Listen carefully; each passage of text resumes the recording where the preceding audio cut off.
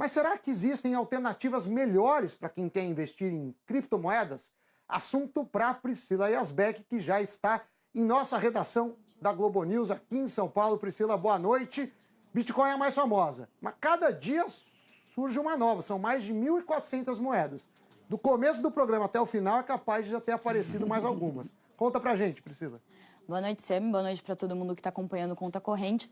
Isso aí, Sam. A Bitcoin é a moeda mais falada, mas assim como ela, existem mais de 1.000 outras moedas digitais. O que acontece é que por trás das Bitcoins existe uma tecnologia, o blockchain, que deve revolucionar o mundo dos negócios. Para você ter uma ideia, tem sido reconhecido como a internet do dinheiro. Então, assim como a gente teve uma revolução que a internet causou no mundo das comunicações, a gente parece que está vivendo agora essa revolução no mundo do dinheiro. Então, tem centenas de projetos que estão sendo baseados nessa tecnologia do blockchain. Então, você tem moedas virtuais, projetos que são só meios de pagamento, mas tem outros também que vão além, que rodam contratos super inteligentes e que têm um serviço prestado ali e que, por isso, eles têm uma moeda própria.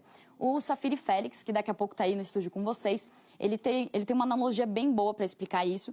Ele diz que é como se as moedas digitais fossem fichas em uma quermesse. É tipo uma moeda criada para funcionar ali naquele ecossistema. E o blockchain é como se fosse um grande arquivo que registra os dados de uma forma irreversível e que não tem uma pessoa, um governo, não tem ninguém que controla aquilo. Então, por isso, ele permite que os participantes troquem o valor entre si de forma livre, descentralizada, sem um controle e de qualquer parte do mundo. E hoje já são mais de 1.400 criptomoedas, como você disse. A Kodak, por exemplo, anunciou que vai criar uma plataforma para fotógrafos e agências usando o blockchain, que é a Kodak One. Os fotógrafos vão registrar os trabalhos nessa plataforma e os pagamentos vão ser feitos em Kodak Coins. Tem também uma moeda que foi criada a partir daqueles memes de cachorros, os dogs, que têm feições engraçadinhas, né? É a Dogecoin. Ela foi criada em 2014 por um fã desses memes. Ele falou que uma moeda inspirada nesses dogs seria um sucesso e não deu outra. Hoje ela já vale mais de 2 bilhões de dólares e está entre as criptomoedas mais negociadas. Volto com você. Priscila, esse assunto é muito interessante, mas uma dúvida que eu queria saber a sua opinião, depois eu vou perguntar para o Safiri que está aqui no estúdio, se muitas são similares no sentido do objetivo delas, por que os preços mudam tanto? É só especulação? Alguns estudos mostram que na Bitcoin, para cada 1.000 pessoas, só 3 dão algum uso que não especulativo à moeda. Pois é, então, a gente até conversou com o Safiri um pouco antes, hoje eu passei o dia conversando com ele sobre isso, e ele explicou assim, que tem toda uma parte que é especulativa, tem toda uma parte de pessoas assim que estão tentando ganhar dinheiro, compram Bitcoin e outras moedas para daí tentar ganhar com a valorização, mas tem toda essa parte de serviços que são prestados, que tem essa tecnologia do blockchain por trás. Então, acho que ele vai explicar um pouquinho melhor, mas assim, sim, tem especulação, mas também tem toda uma revolução que está acontecendo por causa dessas tecnologias. Priscila, uma boa noite para você, obrigado pela participação e até a próxima. Conforme prometido, a gente recebe aqui o Safiri Félix, que é especialista em bitcoins e em outras moedas virtuais. Safiri, obrigado pela sua participação aqui, pela presença, e começo perguntando. Essa questão que eu falei com a Priscila. Tá bom, o Bitcoin tem um uso, a tecnologia é muito interessante. Mas as outras são muito similares, pelo menos parte dessas 1.400.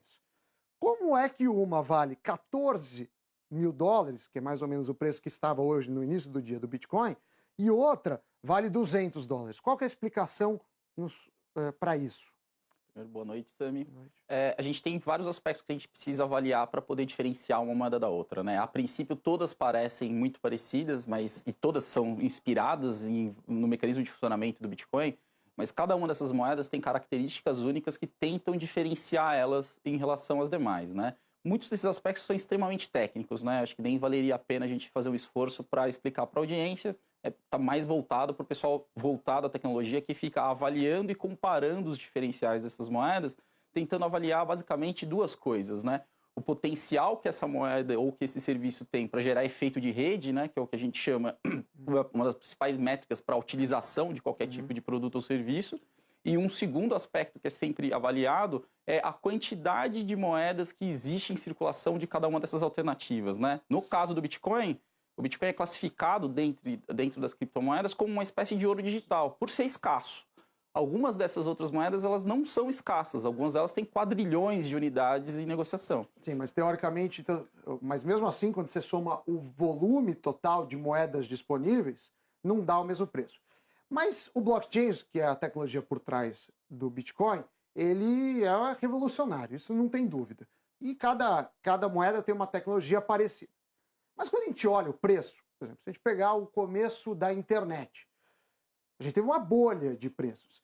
Você teve o primeiro buscador, que fez sucesso no Brasil, foi o Alta Vista, o Yahoo, e essas empresas praticamente quebraram e foram compradas por um preço muito menor. Quando a gente pega telefone celular, um smartphone, a BlackBerry dominava o mercado, a Nokia também tinha uma boa participação, a Motorola foi inventora disso e não deu em nada, no sentido que não é a dona da maior parte do mercado, a Samsung e a Apple lideram.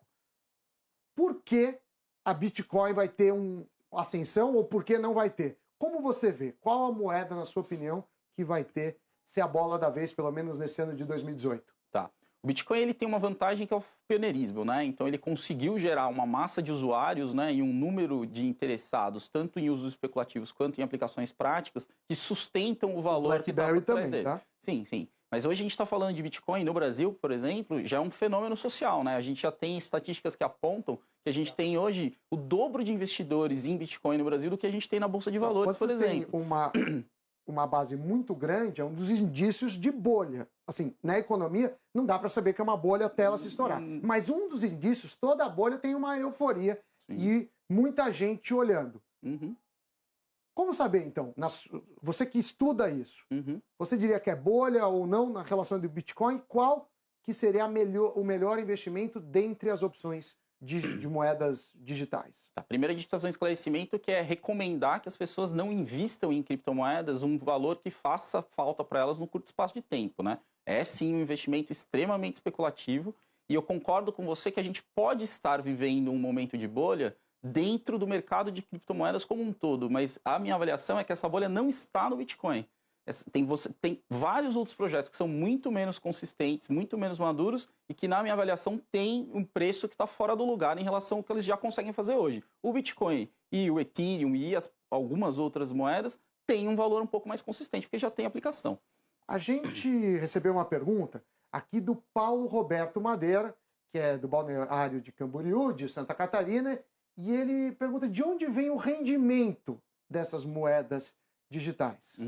Não existe rendimento. O que existe é oscilação de preço, né? Então você tem a oportunidade de comprar num determinado patamar de preço e revender isso depois por um valor mais caro. Mas quando a gente fala, por exemplo, como dar preço numa ação? Você olha os dividendos, os lucros futuros. Como você dá preço num imóvel? Você pode olhar, por exemplo, o fluxo de aluguéis futuros. Numa dívida de empresa ou do país, que a gente falou agora há pouco, a capacidade do país pagar. Como você dá o preço quando você faz a conta, isso está caro ou barato, uma moeda virtual? A gente pode medir, essencialmente, o nível de desconfiança dos investidores em relação aos investimentos tradicionais, né? A gente passou aqui o primeiro bloco discutindo isso, né? Os impactos que a queda do rating no Brasil vai ter na economia local. Então, o que a gente tem observado como um movimento global? O mundo todo, as instituições tradicionais nunca tiveram tanto descrédito, né? Então, hoje, você tem uma massa grande de pessoas que prefere e que confia muito mais na tecnologia e na consistência desses softwares que estão sendo construídos em torno disso, do que numa instituição que está com já está no seu pior momento do ponto de vista de credibilidade. Eu comentei agora há pouco com a Priscila que tem um estudo de Stanford que mostra que quase todo mundo não compra o Bitcoin para usar. Assim, não é que tem um uso. Compra na esperança de ela valer mais. Isso não é perigoso? Assim, porque assim, ninguém está usando, mas todo mundo acha que vai valer mais. Aí fere um pouco isso, porque você está só numa crença, ainda não é uma realidade.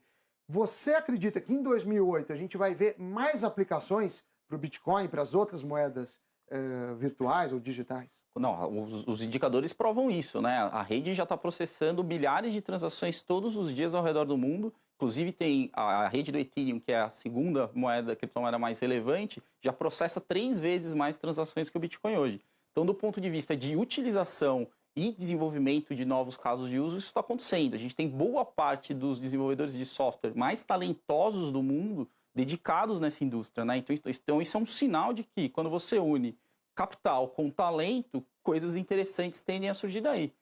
Vale a reflexão, obrigado pela participação, até a próxima.